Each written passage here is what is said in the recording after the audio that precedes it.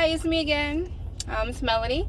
So I had a question on my Instagram about why or how did I finally decide on a the gastric sleeve. And so I thought I would post a video. Now, ultimately, I think that persuaded me to get the sleeve was ultimately my physician. I had been thinking about weight loss surgery for quite some time, and then I finally started the process approximately 3 years ago, but I ended up getting pregnant, so I kind of stopped. But ultimately, he sat me down, my doctor, and he's in NYU, and I was doing like my first early on visits. And he initially explained to me, he was like, and one of the things that he has had weight loss surgery done, he actually has the band, which I believe when I last asked him about it, he was going to get a revision. I think he was just going to be taking it out. I'm not 100% sure. We haven't spoke about it before, or he already had a revision. I know, but he has had weight loss surgery. So I think that's another thing that kind of like persuaded me for whatever he was going to say. And one of the things that he told me, there was a documentary on Netflix about weight loss. I don't remember the name right now. I'll probably just put it in the comment section later on, what the Netflix documentary is about. But I went and saw it, and it was really an eye-opener with me because it has the science behind weight loss and just being obese. And so he told me to sit down and go ahead and watch the video. He was like, a lot of the facts that are there are accurate. And another thing he basically told me, he was like, I see your family history, so I see that there is some family obesity, which is true on my father's side, and I think a few people on my mother's side, but mostly my father's side. And my father was morbidly obese, but actually he's like the only one in our family that was able to keep the weight off. And basically he indicated to me, the doctor, and he was just like, I just want to give you some cold, hard facts.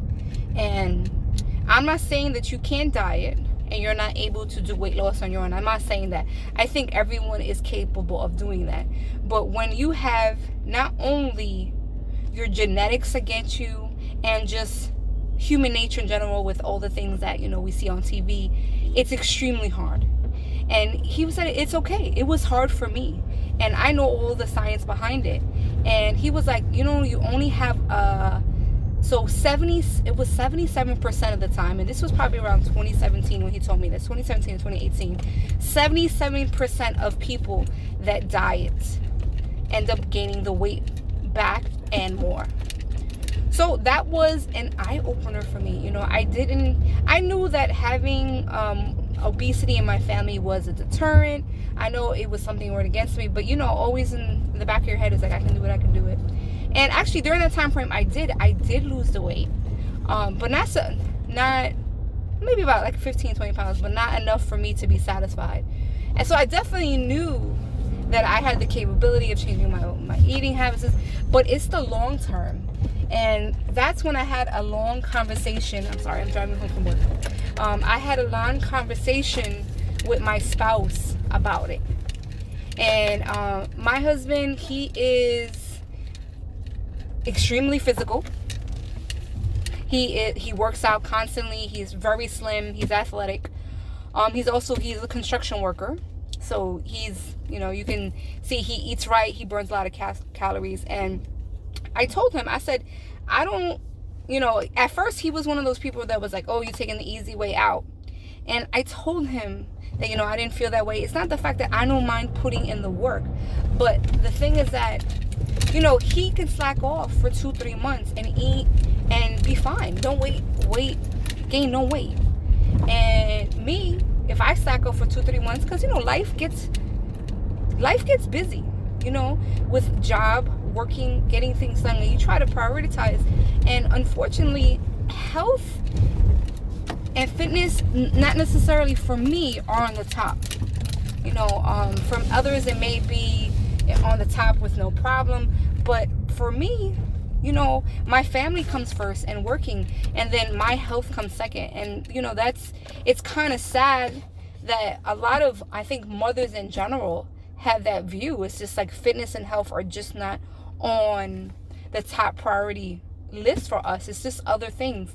When for my husband, it was always very important to work out, so he would always make sure he spent some time. When to me, doing a load of laundry is more important, keeping my house clean, making sure my daughter's okay, compared to working out, which is probably just an excuse.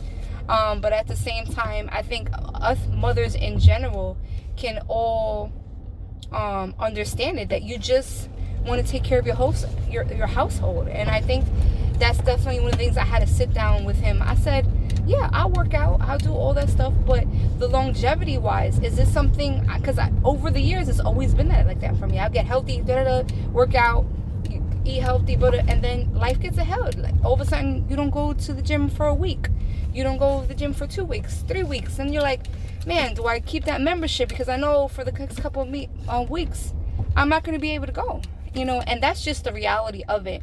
And I told my husband, I said, it's not an excuse, but that's just the reality, because there are times that I tell him, I said, either I work out or I do whatever he needs me to do, because we also we have an online business, and we have full-time jobs, and we have a toddler. We currently have an 18-month-old, and she takes a lot of time too. So do you really want to spend that I don't say to each his own, but for me, I just couldn't tell myself, hey, you need to dedicate 3 to 4 times a week doing vigorous workouts to get in shape. Now, what I have implemented in my life was a compromise, and basically that compromise is that I work in a cubicle. So what I implemented is that I do like fitness at my job when I'm on the phones taking phone calls and stuff like that. Like I have weights there, and I have resistance bands, so I put some squats in. I try not to stay sitting for the whole day, and it definitely makes a difference, I think, with my physical fitness. I try to make sure that I'm walking on my breaks, just staying active. Even if I knock out a handful of squats, I'm 100% okay with that, just to stay physical. But the reality is that I work out at home maybe twice a week, if that. And not because I don't want to, it's just like basically the time. You get up in the morning, you get ready for work, take care of my daughter, then I thank God I have someone in my household, my sister, that takes care of my daughter during the day. So then you commute to work, you come back, you get home. I start getting home around 4:30.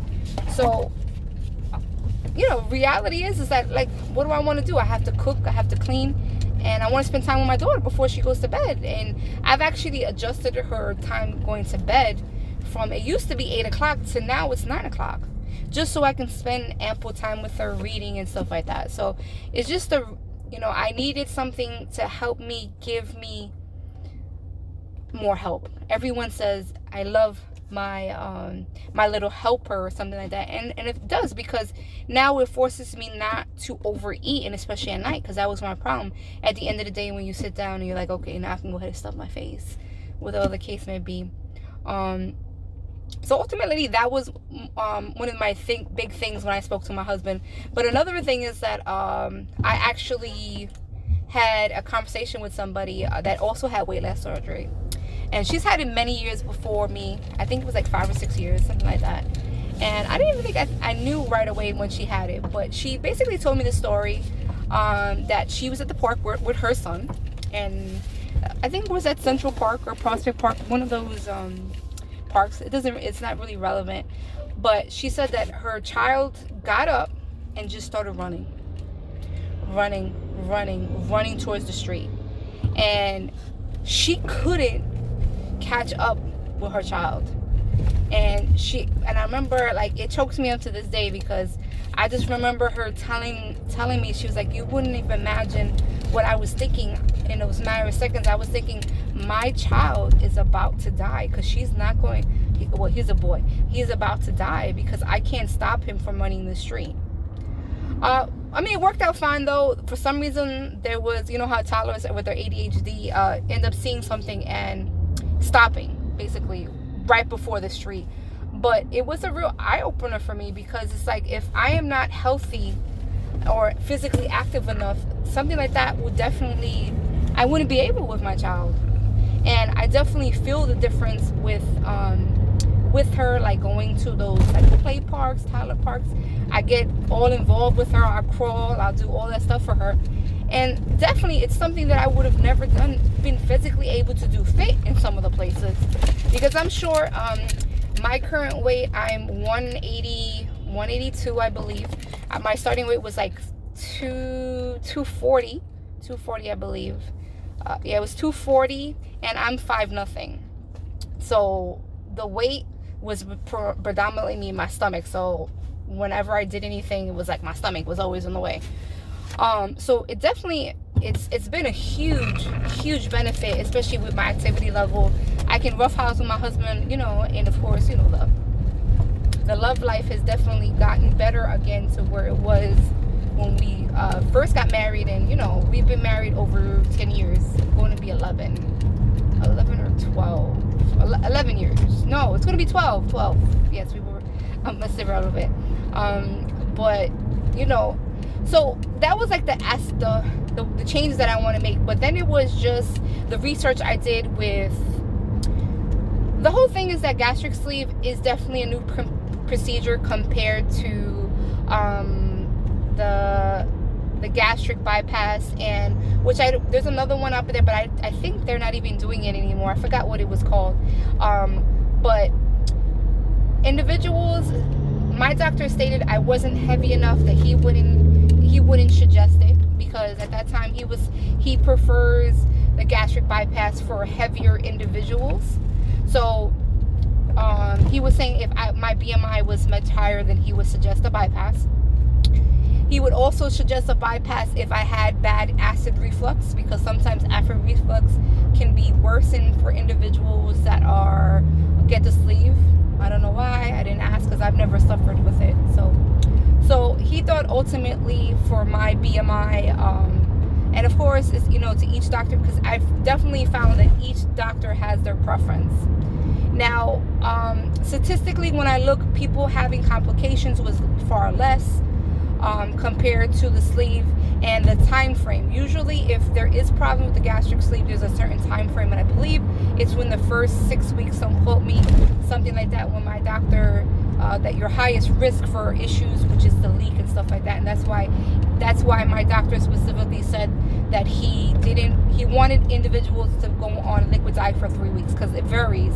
I've met people in the Facebook group say that they was on it a week and then they went to PRA, but he says to prevent any type of leaks, that's why he does it within that time for 3 weeks. So I thought it was excessive, but he is the professional and he does have a great rating.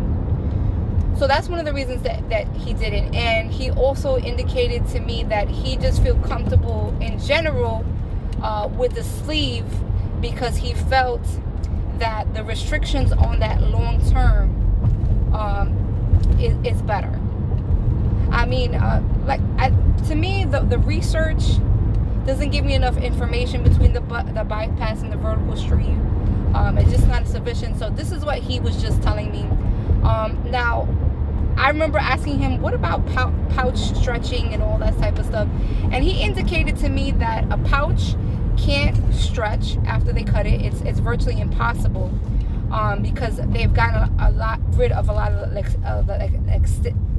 elasticity in there, so it really can't. He does indicate to you that you do increase the amount that you are able as your time goes on, just your body adjusts.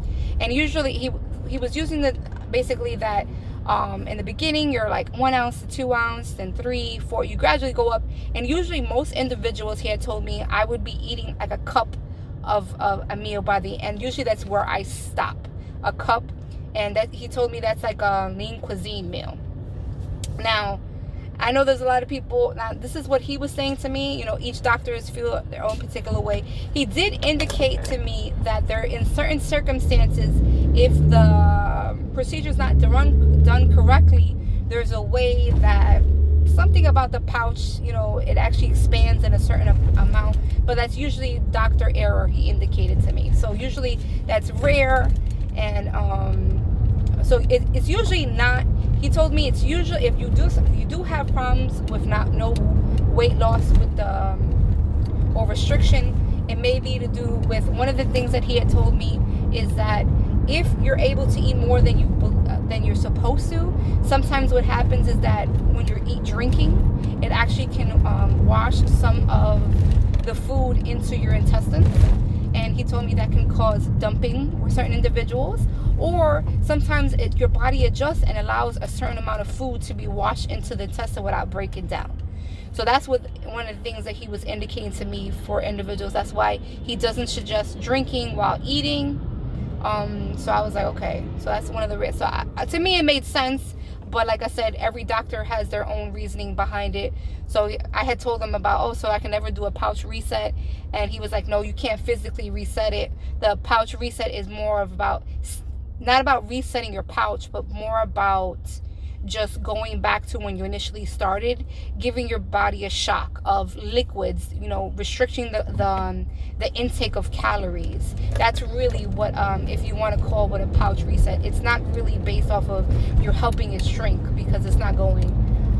So that's what he told me about it. And to me, I can only go off by him because I've never seen any other gastric doctor before.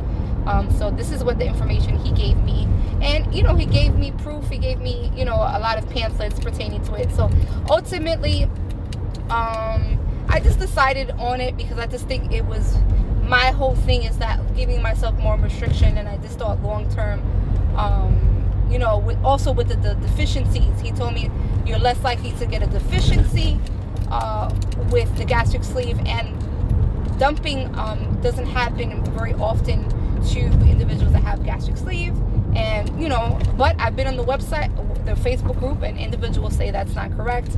They have dumping, but he says that it's more dumping because you have your stomach no longer wants this particular food.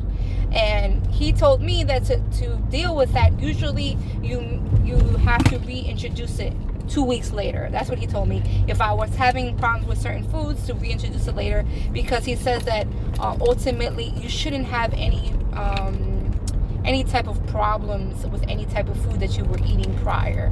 But he says sometimes you do deal with individuals that just can't tolerate it anymore, the adjustment, because he says that your body goes through a lot, and I understand it goes through a lot physically, emotionally.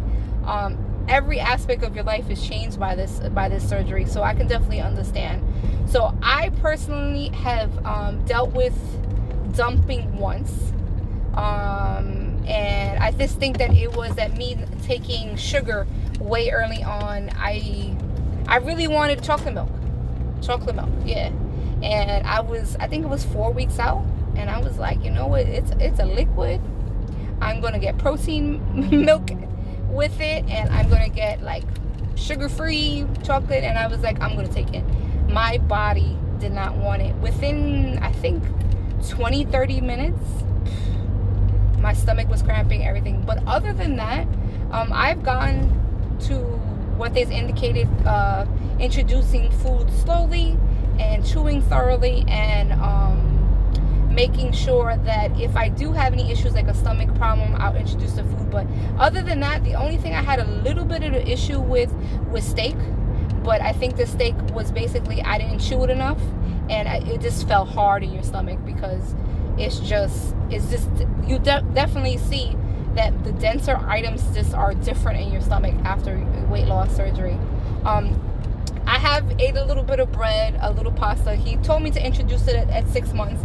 I haven't had like large amounts of it. It's just very minimal, just to taste it, to quench my thirst basically.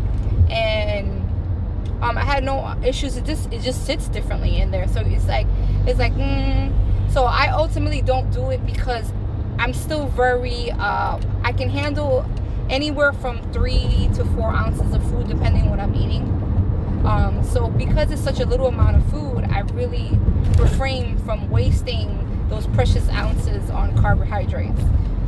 So that's probably maybe down the line when I can maybe, if it's true that I'm going to go up. Because he says that if I continue to weigh my food and make sure that I'm very adamant about that I won't have the capability to eat that. But you get accustomed to it. You just get accustomed to 2 to 4 ounces or whatever the case may be. He says when individuals start, like not weighing their food, just eating, because I'll tell you right now, full now is extremely different. And that's another thing they should have indicated to you, well, to me early on, is that full is different. I remember being like, how do I know it's full? Like, because you have like no, and I can't even tell you right now if I have the same feeling that I used to have when I'm full. It's more like uncomfortable. But initially, when I was going at pure rave stages, people told me on the Facebook group, like, you burp, your nose runs, you feel like you're gonna burp, like a gas bubble here. So there's different things that you have to. It's not the normal because definitely your stomach fills up quicker. So you know how sometimes you eat and then maybe like 10 minutes later you're like, oh my god, my stomach's full. You don't have that luxury with a sleeve. So usually you have to take a look at other things that's happening with your body to know that if you're full. And I definitely have not had the sensation of hunger. I eat food periodic. I do about 4 small meals a day. I eat about 3 ounces still. Like if I do like something soupy, like a chili or a soup, I can usually take 4 ounces.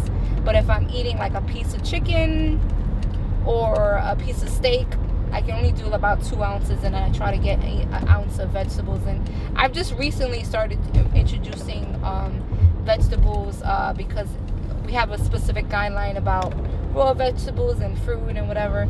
I still very strict. I'm still at like an 800 calories. I keep my carb intake under 20, and I just had a little bit of a stall, so nutritionist had indicated to me that I have to change it up, maybe increase a little bit of carbs, and also thinking about maybe increasing my calorie intake, which is another possibility. So that's definitely something I'm gonna have to adjust.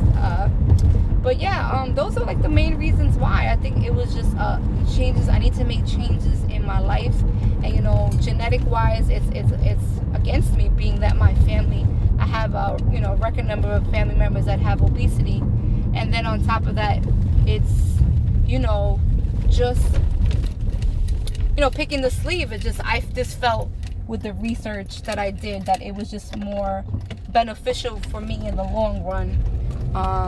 But some of those, the bypass, I know someone who does bypass on the sleeve. So ultimately, if it gives you what you're looking for, I would suggest it, and you're going to have a moment of regret having it. You're going to have that moment, but as long as you do your research and you're confident within that decision when you initially make it, don't let the hard times change that. Because I know a lot of people, they was like, oh, I'm going to do it, and then they have a bad moment, or they speak to individuals that have a bad case with a doctor, and their post-surgery, their pre-op was hard, their post-surgery was hard. There's no guarantee that it's going to be easy for you, and there's no guarantee that it's going to be hard for you. You just have to put your best foot forward. And if you want to ultimately change your life and stick to this new lifestyle, then I simply think it's something that you should do.